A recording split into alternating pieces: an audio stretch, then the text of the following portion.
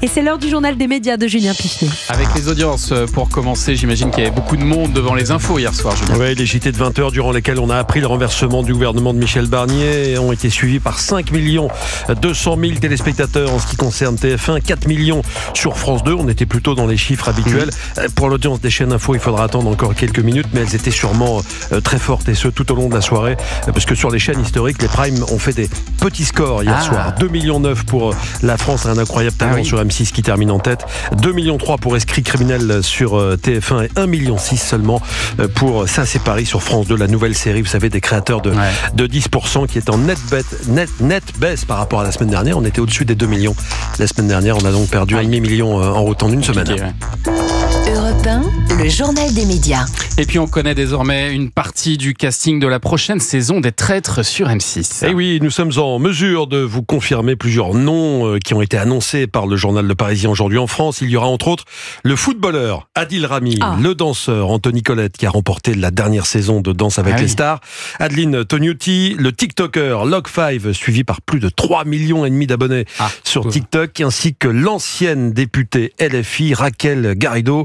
On se souvient de la présence de Jean Lassalle. Là, cette fois-ci, ce sera Raquel Garrido qui sera également de la partie. Le Parisien a révélé l'identité d'autres candidats aussi, tels que Dominique Tapie et sa fille Sophie, Francis Huster, Laurent Mestret de Koh-Lanta, Johan Rioux, l'ex-joueuse de tennis Alizé Cornet, le mannequin Laurence Tell, et j'en passe. On ajoute également à cette liste Philippe Lelouch qui a présenté Que le meilleur gagne en novembre dernier sur M6 d'ailleurs, sur la même chaîne.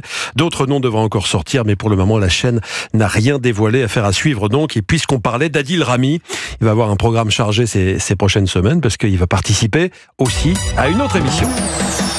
Oh là là, il va être partout. Autre émission sur une autre chaîne.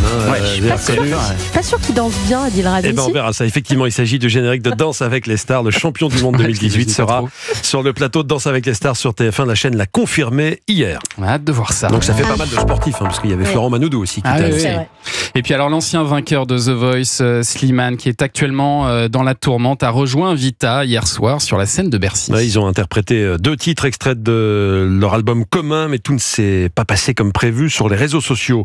Plusieurs personnes présentes lors de ce concert affirment qu'il y a eu de nombreux problèmes techniques, notamment une réalisation totalement à l'arrêt durant la performance de Slimane, micro éteint, écran géant qui dysfonctionne. Alors est-ce que c'est un geste délibéré des techniciens du concert ? Hier, Le Parisien, aujourd'hui en France, révélait qu'ils souhaitaient appliquer leur droit de retrait, mais qu'ils avaient peur des conséquences.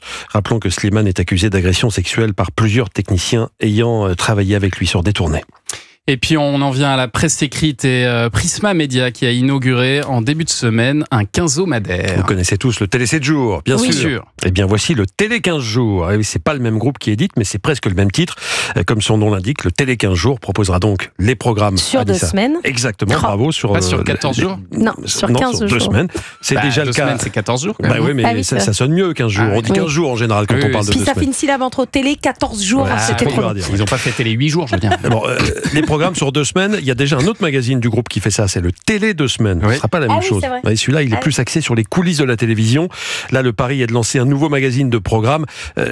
C'est un peu risqué, peut-être, parce que ça se vend pas toujours très bien, c'est en baisse. Mais là, on cherche à s'adresser aux plus de 50 ans spécialement. Écoutez, Carlo Izzo, il a été chef de projet pour Télé 15 jours. Il est joint par Mathilde Vaux.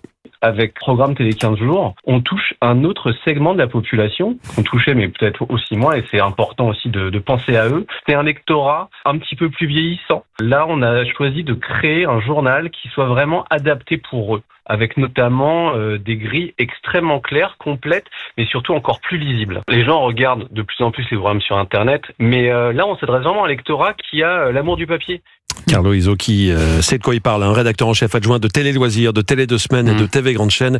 Autre argument qu'on peut noter, le nouveau quinzomadaire Télé 15 jours sera le moins cher de tous. Combien ? 75 centimes. Ah, 60. Ah oui. Effectivement. Ah oui, on est au-delà du Télé Z là. Ah ouais, c'est fort. Ça fait 5 francs. Je convertis encore. Merci Julien 25 ans après presque. Journal des médias.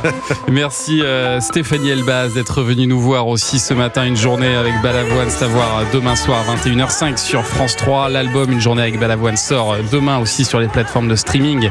Et puis on va en avoir un peu la primeur, puisque Nash, on vous retrouve tout à l'heure dans l'émission. Vous restez avec nous et vous allez nous chanter en live tous les cris, les SOS, rien que pour les auditeurs d'Europe 1. Ouais, on a tes cultures médias.